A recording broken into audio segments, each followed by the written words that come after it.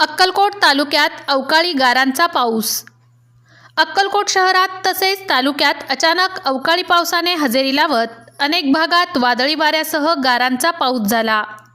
संध्याकाळच्या सुमारास सुरू झालेल्या या पावसामुळे तालुक्यातील विविध गावांमध्ये वातावरणात मोठा बदल झाला।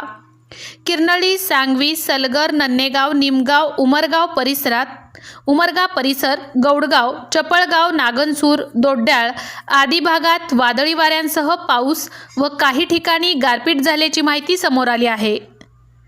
काही ठिकाणी विजांचा कडकडाटही झाला। या अवकाळी पावसामुळे शेतकऱ्यांमध्ये चिंता व्यक्त केली जात असून पिकांचे नुकसान होण्याची शक्यता आहे। दरम्यान काही भागात हलका ते मध्यम स्वरूपाचा पाऊस तर काही ठिकाणी गारांसह जोरदार सरी कोसळल्या।